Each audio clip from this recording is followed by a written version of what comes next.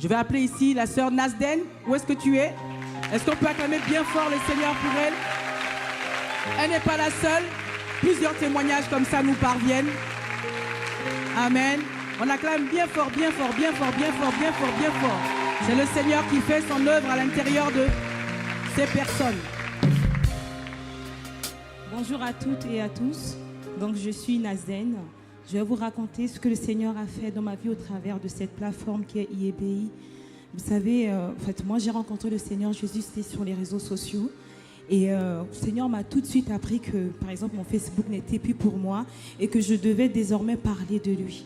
Parce que j'ai vraiment rencontré Jésus qui m'a transformé, qui m'a libéré de toute oppression, de tout mot qui me hantait. Vraiment, j'ai vu cet amour et j'avais vraiment la soif d'aller partout raconter aux gens ce que le Seigneur Jésus pouvait faire de leur vie. Et donc, du coup, j'étais tout le temps, en fait, sur les réseaux sociaux, je parlais de l'amour de Jésus-Christ.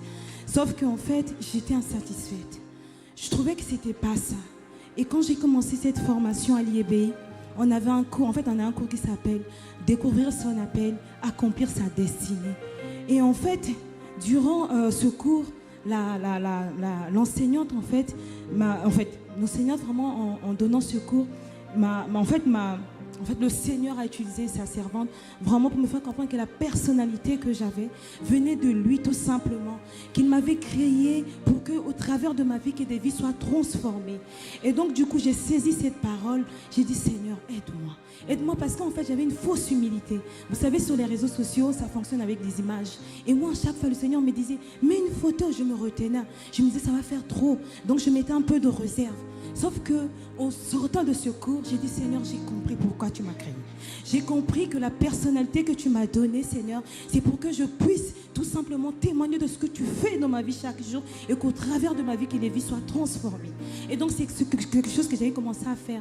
J'ai commencé à témoigner de l'amour de Jésus-Christ au quotidien. J'ai commencé à témoigner et j'ai vu plusieurs personnes qui me contactaient. On m'envoyait des messages, on me donnait des numéros de téléphone pour que je les appelle et que la vie de ces personnes était transformée. Il y avait maintenant du répondant, il y avait vraiment des preuves, tout simplement. Vous savez, je peux vous donner un exemple. Une fois, il y avait une sœur, une personne en fait qui voulait se suicider à cause d'une déception amoureuse. Et j'ai pris cette sœur par la main. Je lui ai parlé du Seigneur. Je lui ai dit que Dieu l'aimait, qu'elle ne devait pas se suicider. Et cette sœur en fait n'a pas mis fin à ses jours. Et je l'ai accompagnée dans la prière. Aujourd'hui, elle est épanouie. Aujourd'hui, elle croque la vie à plein dents. Vraiment, je vois la vie. Je vois la vie des personnes transformées. Je vous assure. J'ai fait mon témoignage sur la pornographie, comment est-ce que Jésus m'a délivré de la pornographie, de la masturbation. Il y avait des personnes qui m'écrivaient, qui me disaient quand je dors, je n'ai que des rêves érotiques. Il y a des maris de nuit, je n'arrive pas. Et donc du coup, j'ai pris ces sœurs-là par la main et aussi j'ai prié pour ces sœurs. Je leur ai donné des clés que le Seigneur m'a données. Et aujourd'hui, ces sœurs-là ont des pensées saines. Aujourd'hui, ces sœurs-là peuvent dormir tranquillement. Elles vivent maintenant dans la sanctification.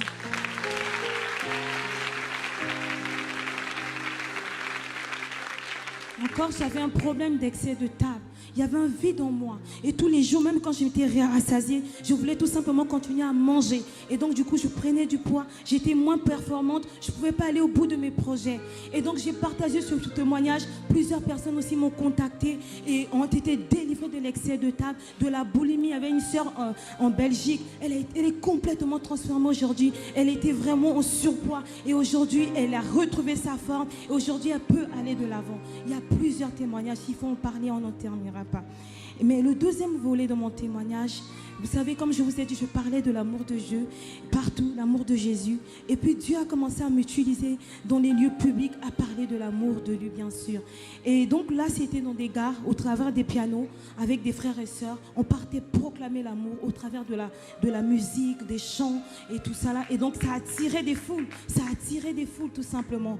Mais j'étais toujours insatisfaite, bien que je leur parlais de l'amour de Jésus. Quand ces personnes-là s'avançaient de nous, ces personnes-là étaient malades. Il y en a, je voyais clairement qu'elles étaient malades, qu'elles étaient oppressées. Et j'étais là, je voulais aller prier pour ces personnes. Mais je me disais, mais si jamais ces personnes ne sont pas guéries, quelle honte en public. Je n'arrivais pas. J'entendais la voix de l'ennemi qui me disait, arrête, tu vas vraiment avoir de la honte. Et donc du coup, je ne pouvais pas prier pour ces personnes.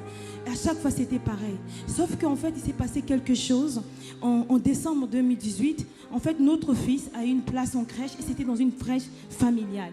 Maintenant, en fait, quand je suis partie pour rencontrer cette assistante maternelle qui devait garder notre fils, et en fait, son mari est rentré. Dès que son mari est rentré, le Seigneur me montrait qu'en fait, cet homme allait mourir.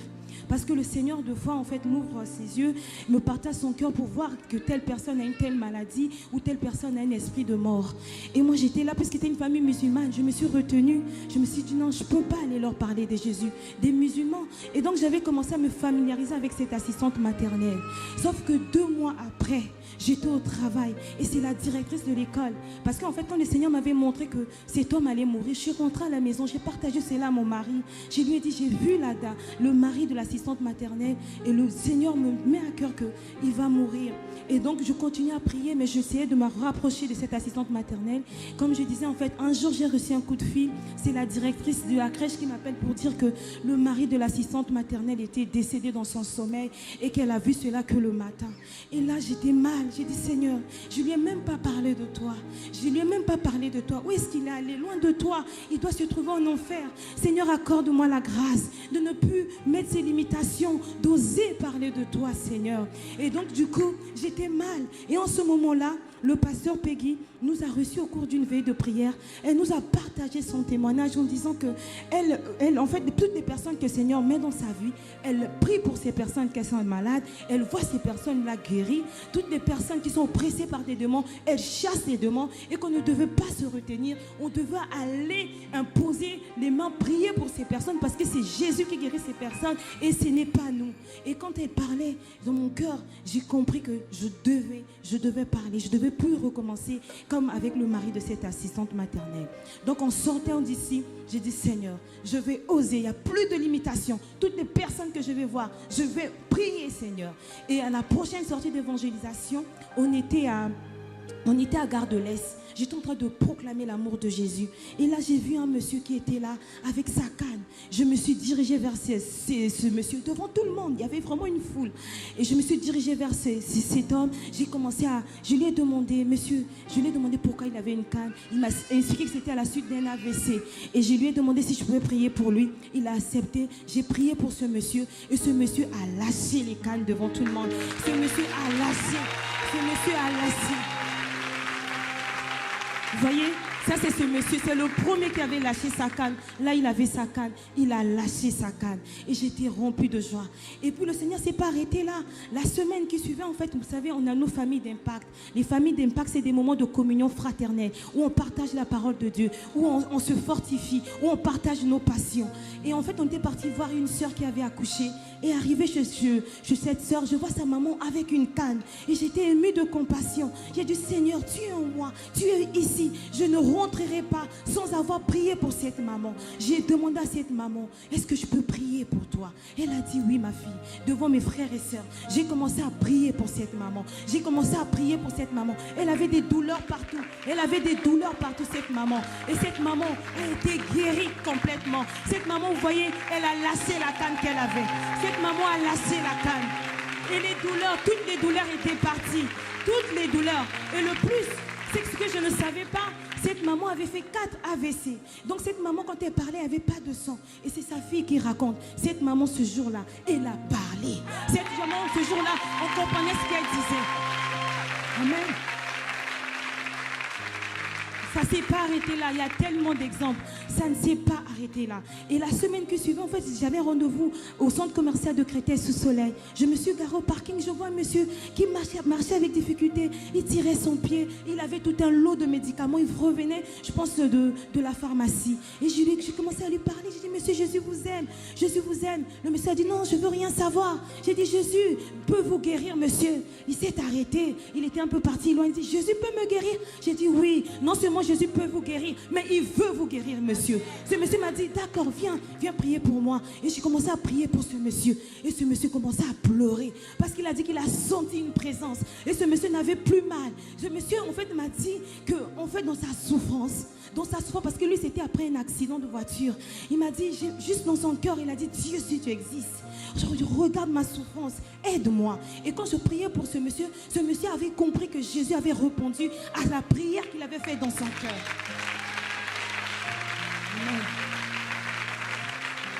Bien-aimé, ça ne s'est pas arrêté là. Encore, je vais dans le centre commercial dans notre ville. Je vois une dame. Elle avait encore une canne. Elle s'approchait de sa voiture. J'étais émue de compassion. Le Seigneur m'a dit, va voir cette femme. Je me dirige vers cette maman. J'ai dit, maman, est-ce que vous savez que Jésus veut vous guérir?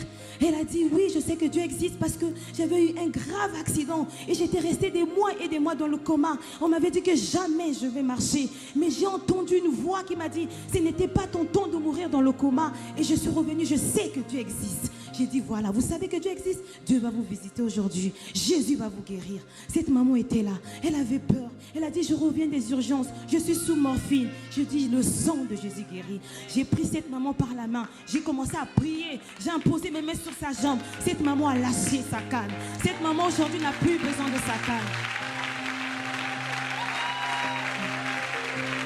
Vous voyez sur la photo, ça c'est une dame. On l'a rencontrée avec mon mari à la gare. Je vois cette dame, le Seigneur me dit, elle a un esprit de mort, elle va mourir. Va vers cette femme. Vous voyez comment est-ce qu'elle est? Je me suis dirigée vers cette maman. J'ai dit, maman, qu'est-ce que vous avez? Elle a dit, ma fille, je ne sais pas. Ça fait 2 mois, ma santé est en train de dépérir. J'ai des vertiges, j'ai d'andine, j'arrive pas. Vous voyez, j'ai perdu mon travail parce que j'ai pas la force de travailler. J'ai dit, maman, je vais prier pour toi. Elle a dit, ma fille, j'ai fait des églises. On a prié pour moi. Je suis comme ça. J'ai dit, oui, on a prié pour vous. Mais aujourd'hui, c'est Jésus qui va vous guérir, madame. Et je l'ai sorti du RER, je l'ai mis sur le côté pour ne pas déranger les autres. Mon mari est venu parce qu'il se garait. Il m'a vu avec cette femme, il m'a dit, mais qu'est-ce qu'il y a? J'ai dit, je veux prier pour cette femme. Mon mari a commencé à prier aussi à côté. Et j'ai imposé les mains à cette maman. J'ai commencé à prier. Et cette maman, elle a commencé à pleurer. Elle disait, quand tu priais, j'ai senti tout quitter. J'ai senti tout quitter, tout quitter, tout quitter, tout quitter. Elle avait maintenant une bonne mine. Elle était joyeuse. Elle dit, mais qui êtes-vous? J'ai dit, non, c'est pas moi, c'est Jésus. Elle m'a dit, mais vous vivez où? J'ai dit, j'habite dans la même ville que toi. Cette dame, elle était touchée. Cette dame est toussée. Et toussée. Moi, je lui ai dit, au nom de Jésus, là, tout s'arrête. Elle dit, ma fille, cette toux est chronique. J'ai dit, non, ne dis plus ça. Dieu t'a guéri. Et le lendemain, cette maman m'a donné son numéro. Je l'ai appelée. Et quand je parlais avec elle, elle commençait à tousser. J'ai dit, il n'y a plus de tout. Elle a dit, j'ai toussé toute la nuit. J'ai dit, Jésus vous a guéri. Vous avez vu comment est-ce que vous êtes maintenant fort? J'ai prié pour cette maman. Elle ne tousse plus. Elle ne tousse plus. Elle ne tousse plus. Et je vous assure, cette maman-là, elle est partie la semaine même aider une cousine à elle qui déménageait. Cette maman, elle travaille, je l'ai appelée avant-hier. Elle travaillait, gardait les enfants. Celle qui avait perdu le travail. Jésus est en train de restaurer sa vie, tout simplement. Oui. Et aussi, ça, c'était pas prévu. Mais je sens ça dans mon cœur. Il y a mes parents qui sont ici. Mes parents habitent à Kigali. Ils sont venus, je sais que c'est Dieu qui les a conduits. Avec ma mère, on ne s'entendait plus bien. Avec ma mère, j'en voulais à ma mère. Bien que je l'avais pardonné, je croyais vraiment que je l'avais pardonné.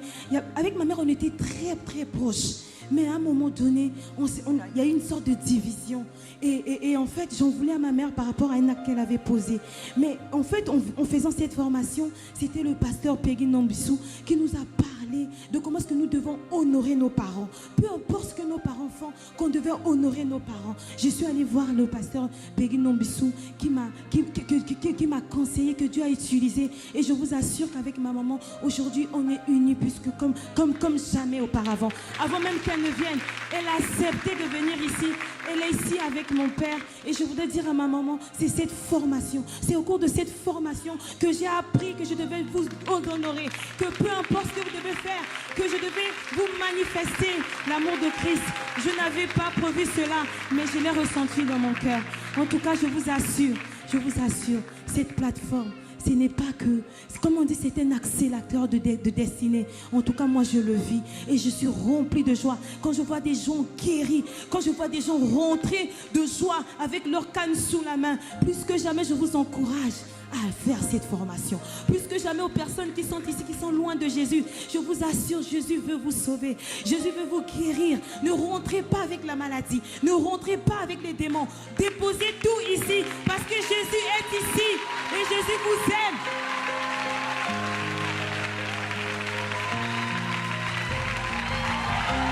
Est-ce qu'on peut se lever? Acclamons Jésus. Impact École Biblique Internationale, l'accélérateur de votre destinée.